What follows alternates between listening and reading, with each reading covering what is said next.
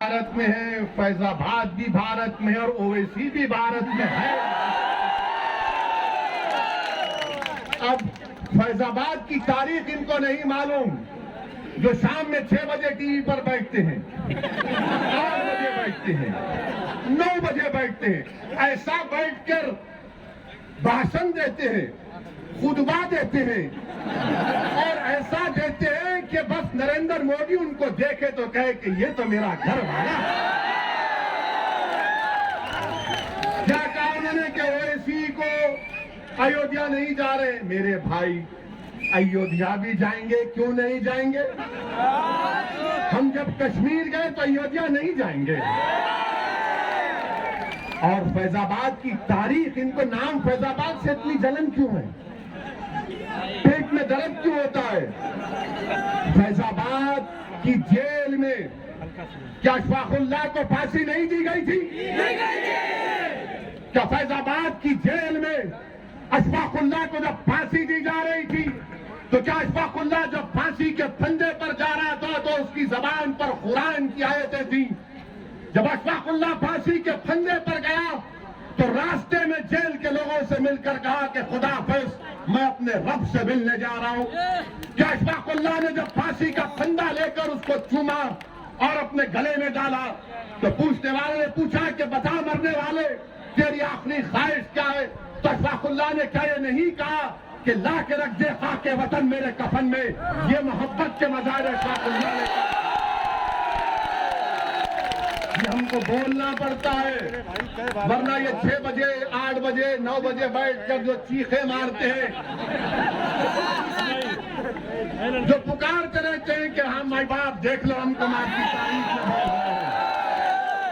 इनको बताना पड़ेगा, इनको बताना पड़ेगा कि ये लोग बात करते हिंदू और मुसलमान के इत्तेहाद की, मोहब्बत की, यकीनन वो पैदा होना चाहिए। और कैसे पैदा होगा? अशफाकुल्लाह और राम प्रसाद बिस्मिल की दोस्ती कैसी थी? राम प्रसाद बिस्मिल अशफाकुल्लाह एक मंदिर के पास बैठे थे शाम के वक्त, एक मुसलमान आ गए मंदिर पर हमला करने के लिए तो अशफाकुल्लाह ने अपना रिवॉल्वर निकाल कर कहा, खबरदार, तुम मंदिर पर हमला नहीं करोगे वरना अशफाकुल्लाह फायर करेगा। ये मोहब्बत की मिसालें थी। क्या आपको मालूम? नहीं, सुनिए, मैं थाली बजाने के लिए या आपसे दाद हासिल करने के लिए यहाँ पर नहीं आया हूँ। मैं तुम्हारी थालियों का मोहताज ना कभी था ना कभी रहूंगा। मैं किसी का मोहताज हूँ तो अल्लाह का मोहताज हूँ। मैं तुमको आपको बताने आया हूँ कि अपने दिलों में एक इनकलाब पैदा करो, अपने दिलों में एक तब्दीली पैदा करो। अगर जिंदा हो तो जिंदा कौम की मिसाल बनो, अगर जिंदा हो तो हरकत करो, अगर जिंदा हो तो अपनी पार्टी का वोट दो, अगर जिंदा हो तो तोड़ दो ये तमाम गुलामी की कैदियों की जंजीरों को जो 60 साल से तुमको डरा डरा कर तुम्हारा वोट हासिल करके हमको बर्बादी के दहने पर लाकर।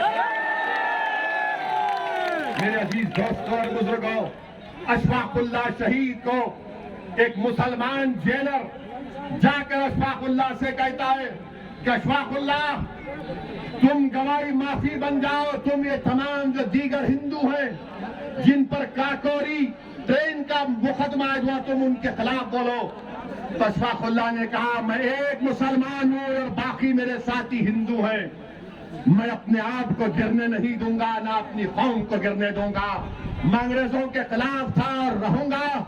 मेरा ख्वाब है कि मुल्क आजाद हो।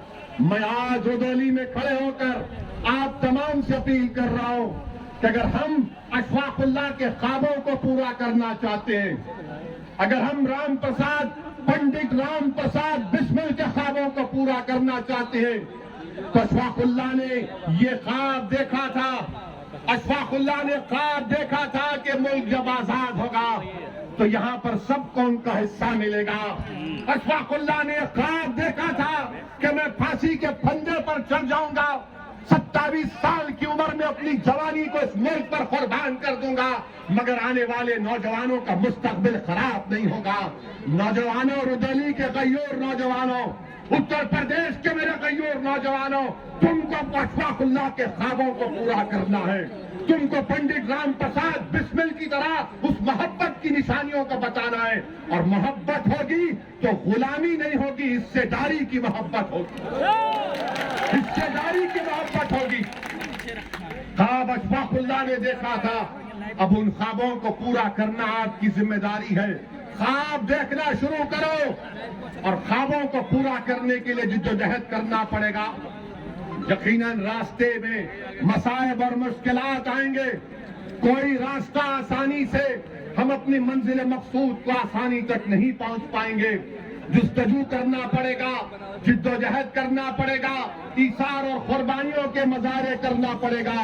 मेरे अजीज दोस्तों और बुजुर्गों, जब हम अपने इन ख्वाबों को पूरा करेंगे तब जाकर हम एक सियासी कुव्वत बनकर यहां पर उभरेंगे। मेरे अजीज दोस्तों और बुजुर्गों, मैं आपको ये भी बताना चाहूंगा कि रुदौली में यहां पर जहां पर हमने इश्तियाक अहमद साहब का जिक्र किया तो रुश्दी मियां का भी जिक्र करना। मैं उनके खिलाफ नहीं हूं, बिल्कुल नहीं हूं, वो हमारे भाई हैं, दोस्त नहीं, हम जानते भी नहीं हैं उनको। मगर मैं समाजवादी पार्टी से पूछना चाहता हूं, समाजवादी पार्टी के अखिलेश यादव ये कहते हैं कि ओवैसी की जबान से जो अल्फाज निकलते हैं वो बड़े कड़वे होते हैं। अखिलेश यादव आ जाओ रुदौली में, तुम एक तरफ मैं एक तरफ, इस जनता को बात करेंगे, तुम डराने की बात करते हो, मैं उम्मीद दिलाने की बात करता हूं। तुम भगाने की बात करते हो, मैं कहता हूं पीठ नहीं सीना दिखाओ। तुम जहालत की बात करते हो, मैं इल्म की बात करता हूं। तुम डराने की बात करते हो, मैं इत्तेहाद की बात करता हूं। ये मजलिस इत्तेहाद और मुस्लिमीन का पैगाम। और यहां पर आप जानते हैं कि पहली मर्तबा अब्बास अली जैदी रुश्दी मियां जब हारे तो 1000 वोट से हारे थे। 5 साल के बाद जब 2017 में इलेक्शन हुआ तो रुश्दी मियां 31,000 वोट से हार गए। मैं तो नहीं रहा था ना अखिलेश। तो यादव ने, रुदौली के हमारे यादव भाइयों ने फैसला किया कि समाजवादी तो यादवों की पार्टी है, अखिलेश यादवों का हमारा नेता है, मगर रुदौली से यादव नहीं है, रुश्दी मियां है, इसलिए हम बीजेपी के यादव को वोट देंगे। ये हकीकत है ना, ये सच कह रहा हूं ना मैं? क्या मैं सच कह रहा हूं? क्या मैं झूठ कह रहा हूं? तो फिर आप 22 के चुनाव में क्या करेंगे? फिर आप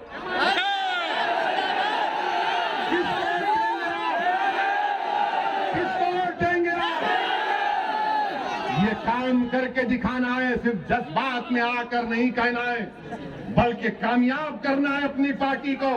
जिस तरह बिहार में हमारे 5 विधायक कामयाब हुए और बिहार में कामयाबी के बाद बिहार की विधानसभा में अख्तर उल ईमान की क़ियादत में मजलूमों की आवाज बनकर, कमजोरों की आवाज बनकर, यतीमों के इंसाफ के लिए मजलिस बिहार के विधानसभा में आवाज उठा रही है। जब यादव एक हो चुका है, बीजेपी के कैंडिडेट बनाने के लिए रुश्दी मियां को राजी है। मेरे अजीज दोस्तों और बुजुर्गों, मेरी आपसे गुजारिश है कि मुत्तहिद रहिए, अपने वोट का सही इस्तेमाल करिए, डरने और घबराने की जरूरत नहीं है। ये समाजवादी पार्टी हो, बीएसपी हो या फिर कांग्रेस हो या बीजेपी हो, इनको एक ही बात की तकलीफ है कि पूरे भारत में मुसलमानों की कोई पॉलिटिकल लीडरशिप ना बने। मैं यहाँ पर अपनी शोहरत के लिए नहीं आया हूं, अल्लाह जानता है। मैं आपको नेता बनाने के लिए आया हूं कि आपकी सफों से कोई कायद उठ जाए जो 1 साल 2 साल नहीं बल्कि रही थी दुनिया तक तुम्हारी आवाज बने। और उस वक्त होगा मेरे अजीज दोस्तों और बुजुर्गों, जब आप अपनी पार्टी को कामयाब करेंगे, अपनी दुआओं से, अपने वोट से और पार्टी के पाबंद डिसिप्लिन सिपाही बनकर आप मजलिस के अपने वोट का इस्तेमाल करिए। डरने और घबराने की जरूरत नहीं है। मुझ पर इल्जाम लगते हैं, मुझे कोई फिक्र नहीं। बहुत से इल्जाम लगते हैं मुझ पर, मगर याद रखो, जब तक अल्लाह असदुद्दीन ओवैसी को जिंदा रखेगा, इंशाअल्लाह ताला असदुद्दीन ओवैसी सच और हक को बयान करता रहेगा। अल्लाह जब तक मेरे जिस्म में आखिरी सांस को रखेगा, मैं आपके हक के लिए लड़ता रहूंगा। मुझे नहीं मालूम कि मेरी जिंदगी का चिराग कब गोल हो जाए, मगर रुदौली के नौजवानों, उत्तर प्रदेश के गयूर नौजवानों, उत्तर प्रदेश के मेरी इज्जतदार मां और बहनों, कौम और मिल्लत के जिम्मेदारों, मैं तुमसे भीख मांगने आया हूं, मुत्तहिद हो जाओ। आज तुमको मुत्तहिद होना है। ये फैजाबाद अयोध्या है। अगर कोई मुझसे सवाल करता है तो याद रखो, इसी अयोध्या में 6 दिसंबर को हमने भी देखा, सारी दुनिया ने भी देखा क्या हुआ। आज उसका जिक्र करने से डरते हैं सेकुलर पार्टी के लोग, जिक्र करने से डरते हैं, डरा डरा कर हासिल करते हैं। अरे याद रखो, वो कौम जो नवासा रसूल को जन्नत का शहजादा मानती है, क्या वो कौम डरेगी इन लोगों से? क्या तुम डरोगे इन लोगों से? इंसान से नहीं डरना, सिर्फ रब्बे कायनात से डरने का हुक्म सिखाया गया। सिर्फ रब्बे कायनात से डरना है, किसी से भी नहीं, ओवैसी से भी नहीं। हाँ, अगर ओवैसी की जबान से अगर सच निकल रहा है तो उस पर गौर करो, उस पर गौर करो। अगर गलत है तो कोई बात नहीं, अगर सच है तो उसको कबूल करो। मेरे दिल में नहीं है, मेरी ताकत, मुझे अल्लाह ने इतनी ताकत नहीं दी है कि मैं तुम्हारे दिलों को मोड़ सकूं। दिलों को मोड़ने वाला तो रब्बे कायनात है। मेरे अजीज दोस्तों और बुजुर्गों, हिम्मत और हौसले को बुलंद रखिए। इलेक्शन जैसा करीब आएगा। आज अभी हम प्रेस कॉन्फ्रेंस लिए, अतीक अहमद साहब जो 5 बार के विधायक हैं, 1 बार के सांसद हैं, वो आज मजलिस इत्तेहादुल मुस्लिमीन में शामिल हुए हैं। तो हमने उनका खैर मुकद्दम किया, वेलकम किया, और मीडिया के हमारे लोग आए थे लैला को सुनने के लिए। तो हम उनके सवाल करने से पहले उनको बता दिया कि भाई साहब, आप सवाल मत करिए, आपके दिल में जो जवाब है वो हम आपको बता ही देते हैं। हमने उनसे कहा कि बीजेपी उत्तर प्रदेश के जो एमएलए हैं, 37% बीजेपी के एमएलए के ऊपर क्रिमिनल केसेस हैं। 37%। हमने कहा 116 एमपी बीजेपी के उन पर भी केस है। और फिर हमने उनको ये भी बता दिया, ये शुरू हो जाते, देखो बाहुबली को ला लिए, फुला को ला लिए। देखिए, बल्कि जिस किसी का नाम अतीक होगा, शहाब होगा, मुख्तार होगा, वो गैंगस्टर होगा, बाहुबली होगा। और जिसका नाम प्रज्ञा, अजय, कुलदीप, संगीत, सुरेश, कपिल होगा, वो क्या होगा? लोकप्रिय नेता होगा। यानी अतीक का ताल्लुक एक कमजोर समाज से है। अगर अतीक का ताल्लुक एक ताकतवर समाज से होता, और अगर अतीक अहमद मुजफ्फरनगर के कांड से पहले तकरीर करते या गोरखपुर में वो तकरीर करते, तो हो सकता कि महाराज उन पर केस विड्रॉ कर लेते, क्योंकि उत्तर प्रदेश के मुख्यमंत्री ने अपने आप पे से केस विड्रॉ कर लिया। और बीजेपी के 70 से शायद मुकदमे वापिस ले लिए मुजफ्फरनगर के कांड। तो मेरे अजीज दोस्तों और बुजुर्गों, ये तमाम इनके कारनामे हैं। मेरी आपसे गुजारिश है कि आपको डराया जाएगा बीजेपी से, मोदी से, योगी से। हम तो आए हैं उत्तर प्रदेश से बीजेपी को हराने के लिए इंशाअल्लाह ताला। इसका मकसद ये है कि बीजेपी की सरकार ना बने, उत्तर प्रदेश से योगी दोबारा मुख्यमंत्री ना बने। क्यों ना बने?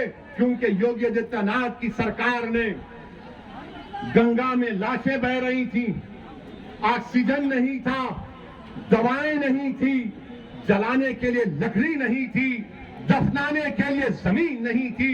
और अगर किसी गरीब ने इन तमाम की नहीं होने की बिना पर नदी के किनारे जमीन पर दफना दिया तो दुनिया ने देखा कि कुत्तों ने किसी के बाप और भाई और बहन की लाशों को नोच नोच कर खाया।